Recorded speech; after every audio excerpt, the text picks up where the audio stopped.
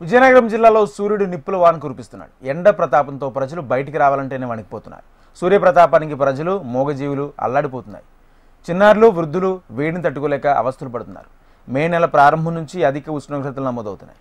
ఉదయం 10 గంటలకే ఎండ ఉష్ణోగ్రతలు 42 డిగ్రీలు దాటుతుండడంతో ప్రజలు బయటికి రావాలంటే జంకుతున్నారు. ఎండ తీవ్రతకు జనసంచారం లేక రోడ్లన్నీ నిర్మానుష్యంగా మారాయి. ఎండ తీవ్రత నేపథ్యంలో ప్రజలు తగు జాగ్రత్తలు తీసుకోవాలని, అవసరం ఉంటే తప్ప బయటకు తిరగొద్దని వైద్యాధికారులు సూచిస్తున్నారు.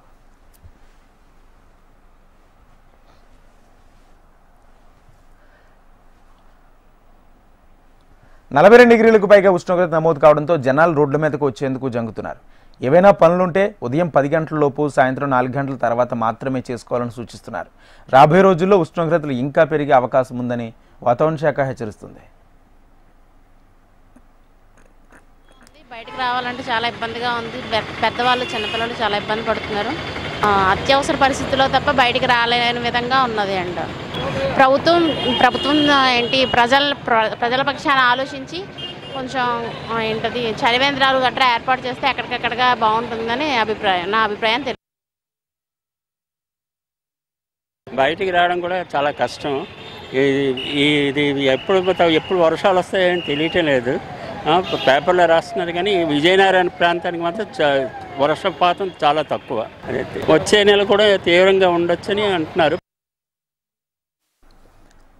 విజయనగరంలో గత ఏడాదితో పోలిస్తే ఏడాది ముందుగానే ఎండ ఉష్ణోగ్రతలు అధికంగా నమోదవుతున్నాయి. వాతావరణ శాఖ అధికారులు దీనికి సంబంధించి వివరాలు వెల్లడించారు. ఉష్ణోగ్రతల తీవ్రత మే నెలలో మరింత తీవ్ర రూపం దాల్చి వడగాల్పులు వీచే అవకాశం ఉందని అధికారులు తెలిపారు.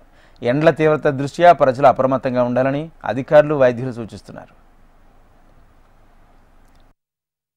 చూస్తే ఎండలు చాలా తీవ్రంగా ఉన్నాయి. ఇటువంటి ఎండల పరిస్థితుల్లో ఏంటంటే దయచేసి పెద్దవాళ్ళందరూ కూడా, ఇంట్లో ఉన్న కుటుంబ సభ్యులందరూ కూడా ఆలోచించవలసింది ఏంటంటే, ముసలి వాళ్ళని, ముతక వాళ్ళని కానీ లేదా చిన్నపిల్లలు కానీ దయచేసి 11 దాటిన తర్వాత మటుకు ఇట్టి పరిస్థితుల్లో బయటకు పంపించకండి.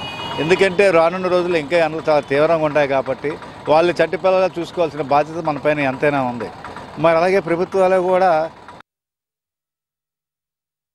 చాలా ఎక్కువగా ఉంది. ఎండకు తట్టుకోలేకపోతున్నాం కాబట్టి గవర్నమెంటు ఆలోచించి చలివేంద్రాలు ఏర్పాటు చేసి, మజ్జిగ కేంద్రాలు ఏర్పాటు చేసి ఈ జనాలకు అందరికీ కూడా కొంచెం ఉపశమనం కలిగించే విధంగా చర్యలు తీసుకోవాల్సిందిగా గవర్నమెంట్ని కోరుచున్నాం. ఏప్రిల్ నెల చివరాఖరికి ఇలా ఉందంటే మేలో అస్సలు తట్టుకోలేము. కాబట్టి ఈ ఎండల తీవ్రతను దృష్టిలో పెట్టుకొని ప్రజలకి చలివేంద్రాలు, సౌకర్యాలు కల్పించవలసిందిగా గవర్నమెంట్ని